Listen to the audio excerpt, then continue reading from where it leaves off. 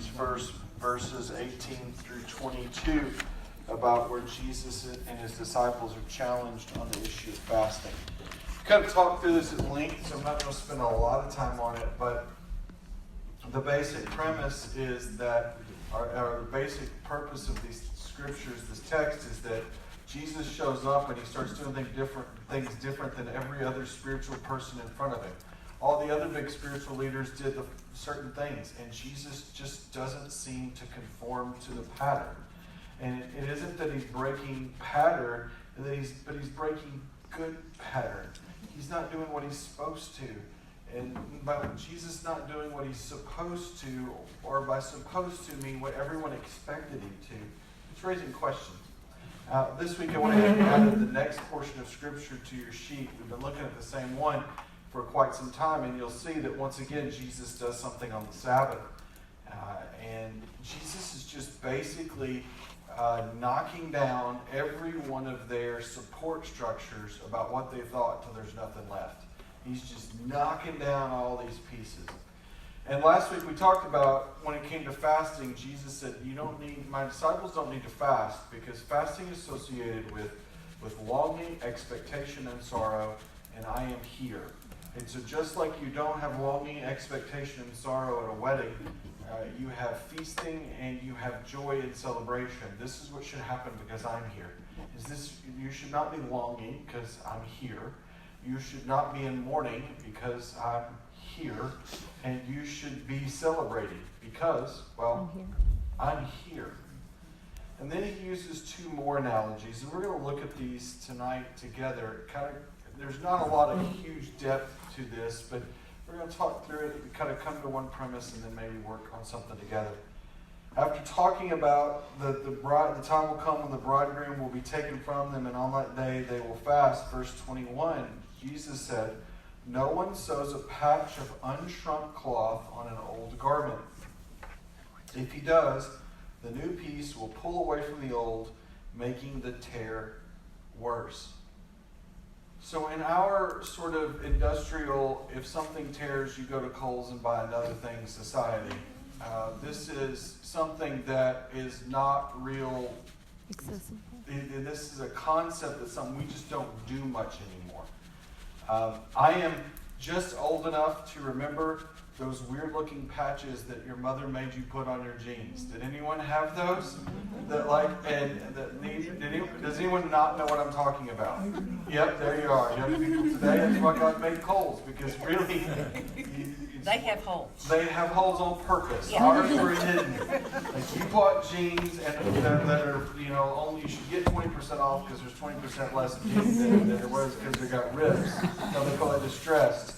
You're paying for the stress, which is a whole nother sermon. But we covered the holes of our jeans with patches. I don't entirely understand it. I just know I got made fun of for it. So it's what it was. This sort of culture, garments are, clothing is a big deal. What I mean by that is the cost associated with clothing at the time of the first century is really, really a big deal.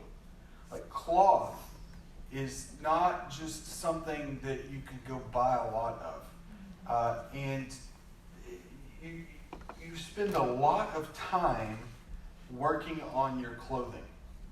And you usually only have one or two pieces. And so, and especially if anything was decorative, especially if anything had any dyes to it or any color, because it just took massive amounts. I'm working on a message right now. I'm working on the Good Friday message. I was looking at some stuff this week, the veil of the temple, and it's purple, and it's wit, and it's like the pigment that they used to do it was derived from snails. Like they would take snails, pull the thing out, crush it, pulverize it, and use the secretions to make purple dye. And to get enough for a curtain was in the millions. Yeah. The millions of snails that gave their life for the temple. It's just not a sermon in there other than, aren't you glad we live today with Kohl's? So it's just, you've got to go to big deals to do it. You didn't have pre-shrunk clothing. You didn't have those kinds of things. And so when you washed something, it shrank. And the image that Jesus presents here is, you have a piece of clothing, a garment, and you have a rip or a tear or a hole in it. And then you don't put a piece of new cloth on it and sew it in, because what's going to happen to that cloth when you clean it at that point? The new cloth will shrink. The new cloth will shrink, and when the new cloth shrinks, what will it do with the old cloth? Tear it. It'll rip it more. And you don't want to get super bogged down in metaphors or parables or even similes that Jesus teaches here, but this is actually pretty powerful. We don't want to miss this, because what Jesus said, if you look through this, I tell you what, let's do this at your table. So let's take this short little figurative thing. That no one sews a patch of unshrunk cloth on an old garment. If he does, the new piece will pull away from the old, making the tear worse. Okay, so here's what we're going to do. If you had to figure out who is Jesus talking about, who or what is this new patch, who or what is the old garment, who would those people be? And so discuss at your table who you think those groups are. Because if you miss that point, you miss the whole point of the story. So if you can't figure out who the pieces are, you don't actually understand what Jesus is saying. So what's the new patch? What's the old garment?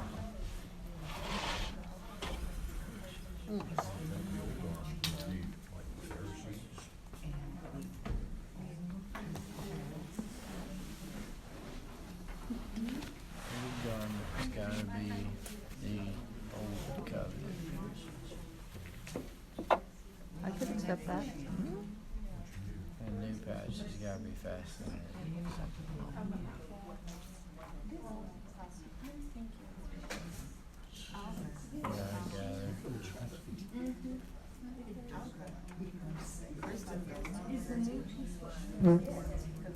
Probably you can't add this.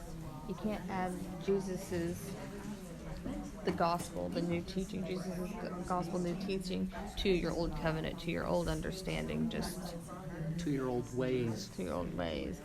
You need a new holder for it. You have to understand the new You covenant. need the New Testament, which they don't have yet. You can't just tack on Jesus to what you already got.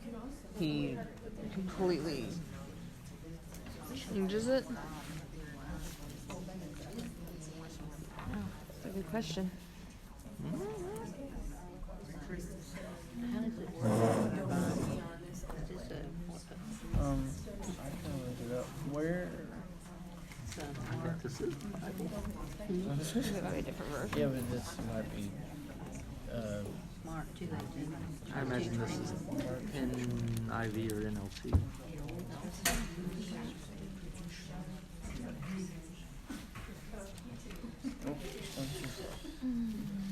All right, what you come up with? Who's the patch? What's the patch? Jesus. Jesus. When in doubt, say Jesus. Yeah. It's a name above every name. I mean, look to Jesus, he's the answer. Make somebody should do a bumper sticker. All right? And what's the old garment? Not Jesus. Jewish way of life. So we got a couple different things here. So Pharisees, Jewish way of life. What else did someone say? Traditions. Old covenant. The old covenant. And what is Jesus' disciples getting in trouble for? Not fasting. Not fasting. And so Jesus says, you don't put a new patch on an old garment. If you had to choose between wearing something new and wearing something old, don't answer the question. But the implication for Jesus is you leave the old back and you take the new. I mean, this is a consistent message of Jesus, right? So what is the garment? We could spend hours trying to ascertain exactly what Jesus is talking about, but I think everything you said sort of comes together in one image, one idea, this sort of Pharisaical approach, the old law, the old way of doing things. And I might just say it that way, the old way of doing things. which is including the fasting and looking and whatever. And so if Jesus is the new patch and you can't just stick him on the old way of doing things, what happens to the old way of doing things when you stick Jesus on it? Wrinkles things up. If not, it just doesn't wrinkle things up. It tears things up. Covers them up. It covers them up, but what else happens? It tears it worse. And this also implies, what about the old way of the old ways of doing stuff? It has what? A tear already in it. It's got a hole in it. Okay, so just think about it for a second. You unpack this metaphor, and you're the Pharisees, you're the people of the old way of law. Jesus just says to them, you got a hole in you. And if you just put me in to cover it up, before it's over, what's going to happen? You're going to have a bigger hole.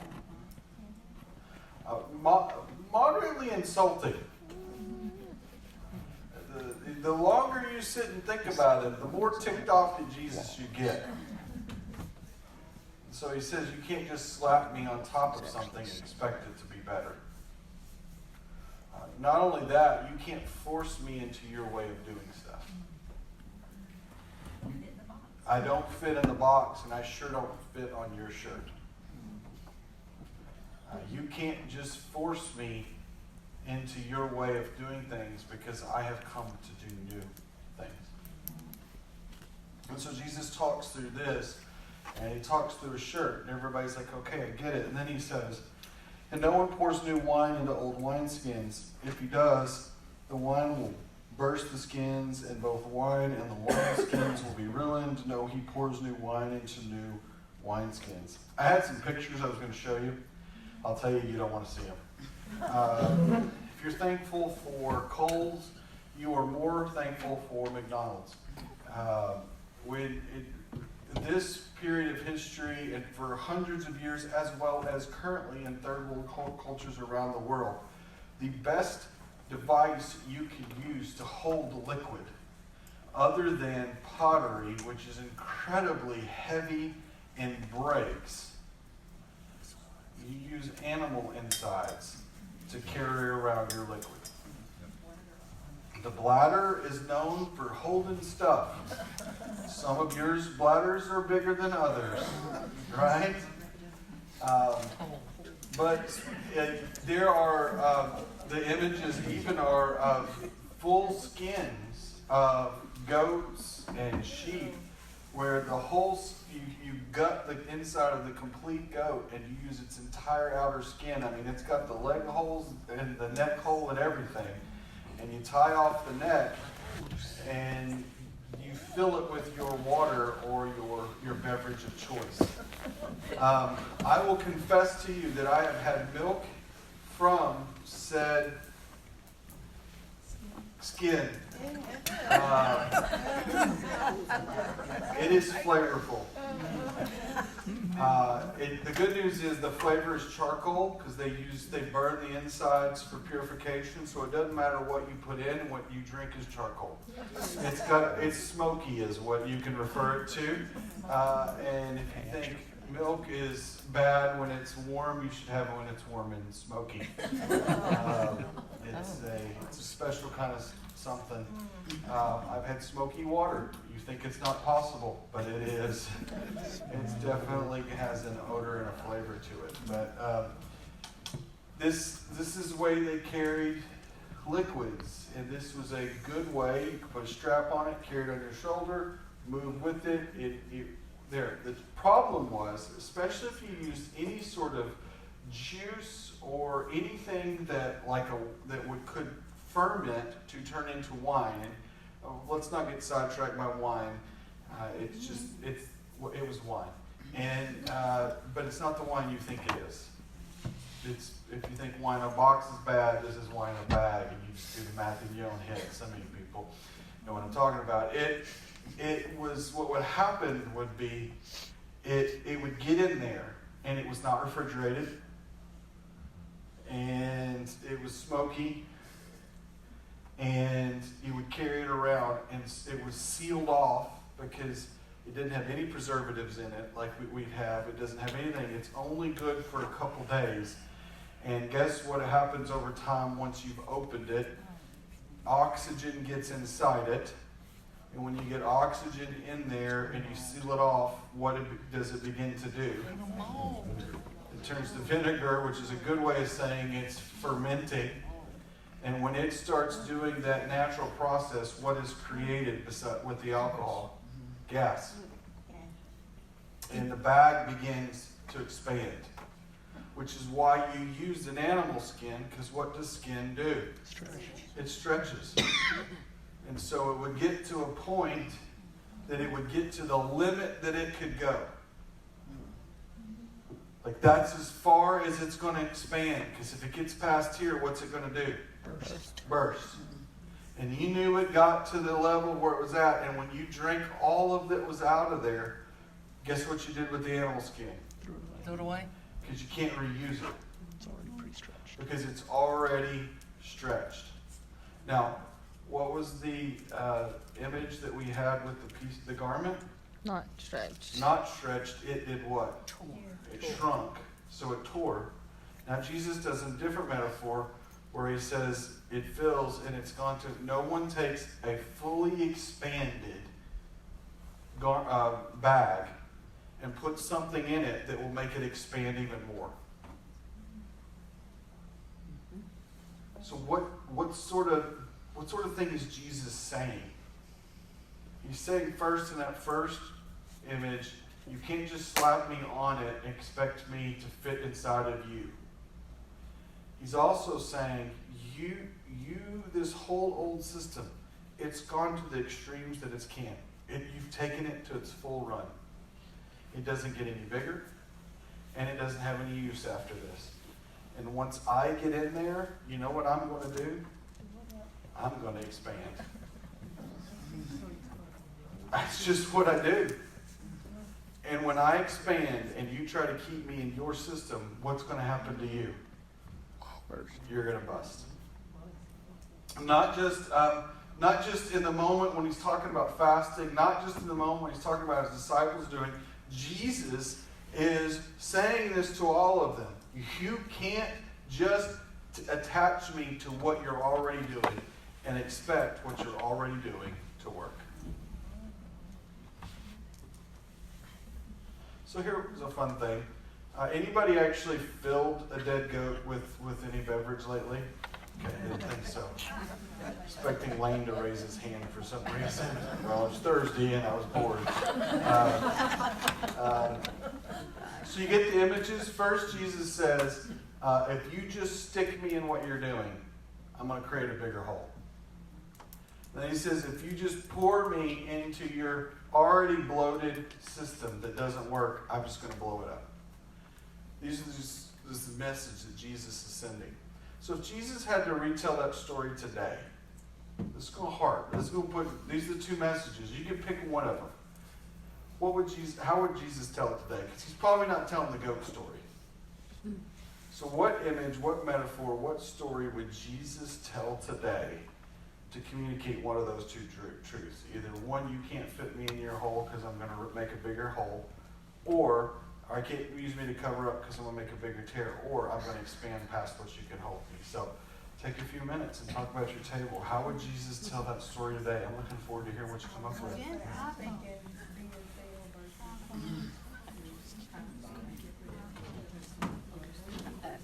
I'm right, you're not bringing me anything.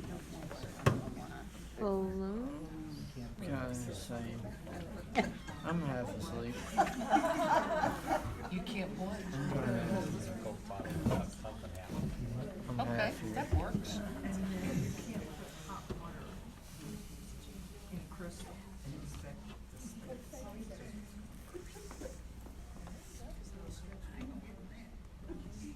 I like the Mentos. Oh, what I was gonna tell you. Russ, he's talking to you. Yep. It's okay. I'll let you. I bought one of those things. Rocketbook? Rocketbook? Yeah, I took it back though. I didn't. Not much of a note taker, but I bought one. I was like, Yeah, I haven't decided what I think of it yet. Yeah. At least As you're taking notes, not in it. You look like you're using it though. No, he's not. Notes are over here. He's right. That's a good point. Yeah. And you didn't take any notes during church either. It's just they're pretty pricey, so I was like, Oh, we got them on clearance at Walmart. how much was it? 15. Oh yeah. 30 Uh-huh. when I got mine. I got like Yeah, we wouldn't pay 30. the big one. I was like, maybe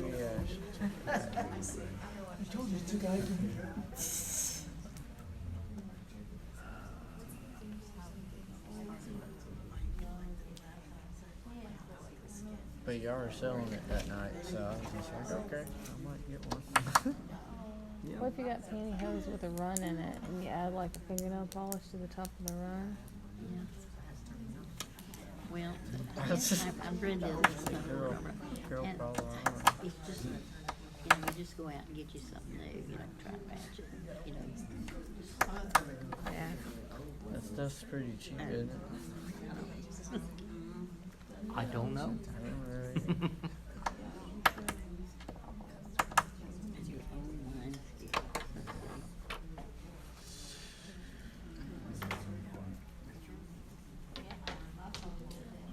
I guess it would, that would be for both of them.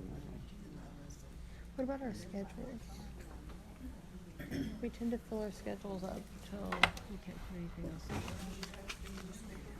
And if you try to shove Jesus into an already full schedule, he's just gonna blow it up and have it restructured based on him. So, if you were to give this speech today, what examples would you use from today's world? Okay. Is that, I was right. Is that the question? Well, I thought you were writing the answer. Coca-Cola bottle, if you Mentos. put it in a different bottle, it's less. Mm-hmm. Been there, done that. Put a carbonated It would beverage in a water expand. bottle. It would expand. And then when you open it, go, Yeah. did that on a subway once. All eyes were on me. Loud noise. You know, after people stopped ducking. Well, that's the same thing, That would be the same thing as the wine thing, Yep. I suppose.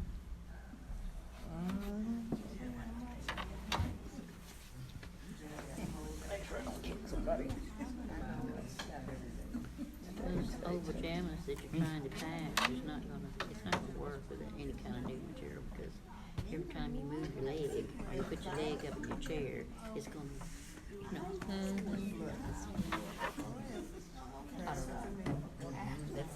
I guess that's where I'm getting at. What would Jesus do, He knew how to work. What's something that we can only do once? The clothes will only shrink once. The wineskin will only stretch once. What's one time only thing in our society? I know that's the problem. There you go. Okay. I think that works better first. Gotta get it right first time, forget it, whatever. That's the way I was raised.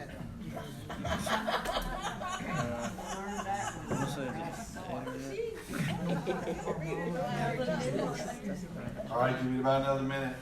Stuck on there. Is this hard for you? Yeah. Oh, you're gonna do fine.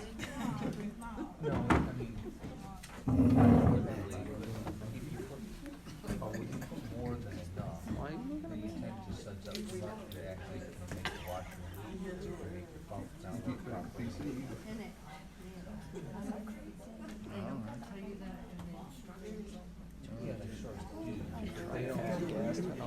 Gas thing? You don't think about I don't know. the amount of soap you put in. When you're reading instructions, now, sometimes you just gotta like put it again. All right, this should be fun. Okay. All right, so I understand this is a little difficult and beyond some of, this is not a normal connections class. I went to Sunday school kind of stuff. So we won't we'll just listen to everybody's ideas. We won't make a whole lot of comments one way or the other on them. So if it and kind of work from there. Okay. So what'd you come up with? We came up with dial-up versus high-speed. Is that dial-up versus high-speed internet? Yep, I had internet too. Yeah. So how would Jesus have said it? Did you go that far? Try to stream Netflix over dial-up. That's what I actually had. You can't download something on slow speed internet. Yeah. I'm a file too big for your provider is what I wrote down. So Jesus is a file too big for your provider. It's pretty good. That's a good thoughts. What else?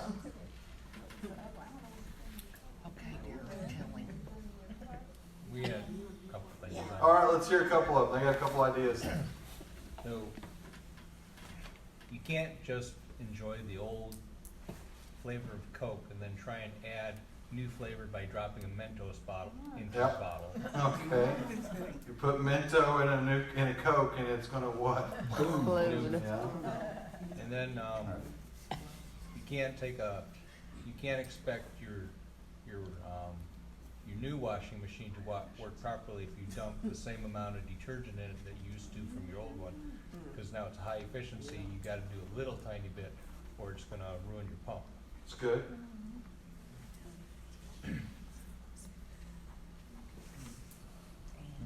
What else? You can't pour hot water into crystal or it'll shatter. Yep. Not just even crystal, but because we used to do this for fun, if you stick a glass in the freezer and get it cold, and then pour hot water in it, watch it explode, and on your little brother. Wouldn't hurt him much, just scary. All right? You can't log into First Assembly on an old phone. Well played, sir. Well played. Unbeknownst to you, the church is getting kickbacks from my Apple right now. For every new Apple product purchased in North Little Rock, we get a small kickback. I had something similar with an iPhone. If you have an iPhone, don't you hate it when you get that message that tells you that you don't have enough space in your Apple storage to back up? Your cloud is full. Jesus fills your cloud, let me tell you. You think you're just walking along and you got it going on, and then Jesus shows up and the cloud is full. What else? Anything else you guys come up with? It's good stuff? Yes, ma'am. When the skillet's really hot, it has grease and it causes a fire, you can't put it out with water. You can't just throw water into a grease fire and expect it to go away. It's good. What else you guys have? Anything else? Oh, you actually could have said a key ignition car versus a smart button. Yep. You can't.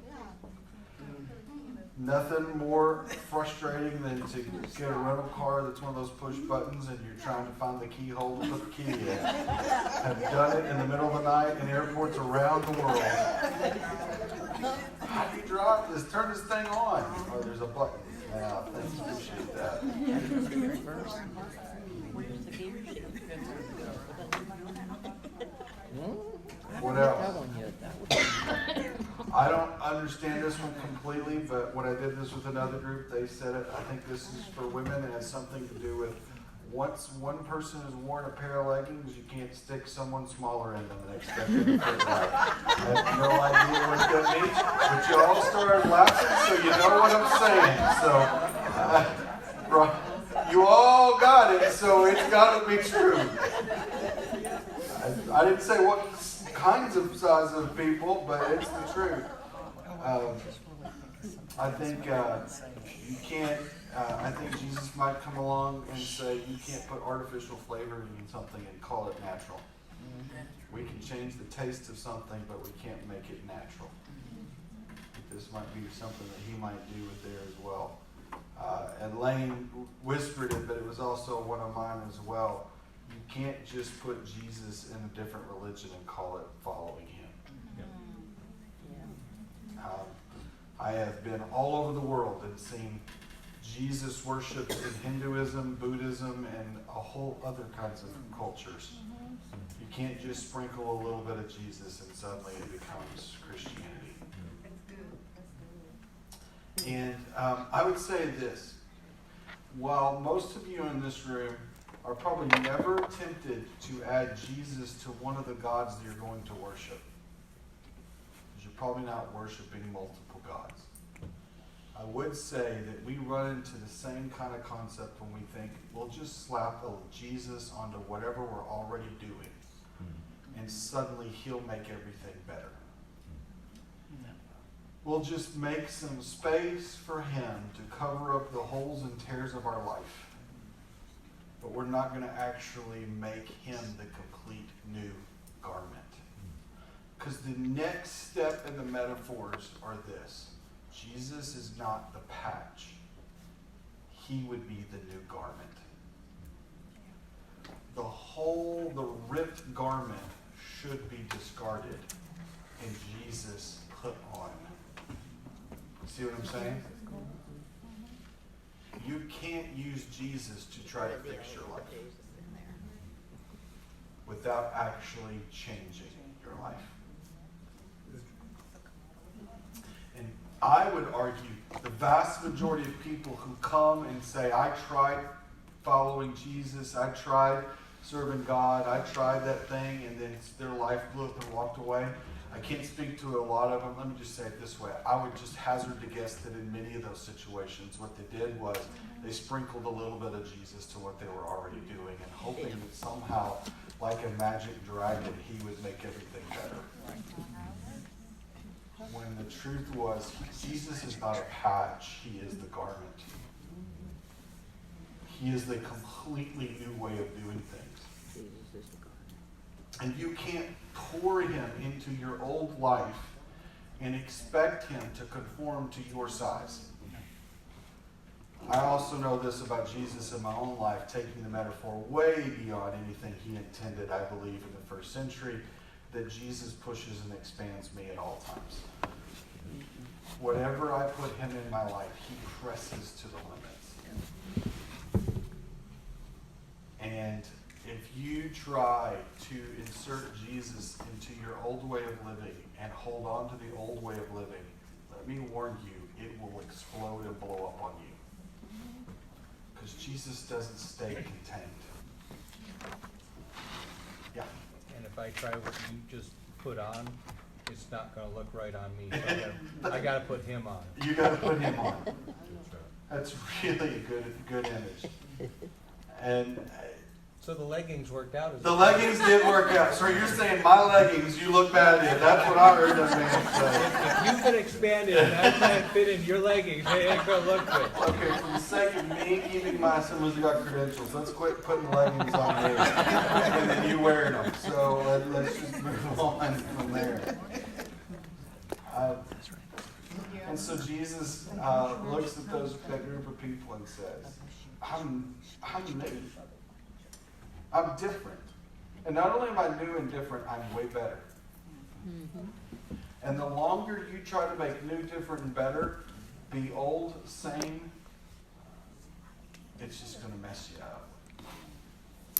So, if your life feels like it is continually being ripped and continually being expanded, I might suggest that you look to see if you've really embraced Jesus or you're simply trying to slap him onto what you're already doing. Because Jesus won't share the stage. And he won't let you continue to do what you've always done. You either get to go with him or do what you've always done. You don't get to do both.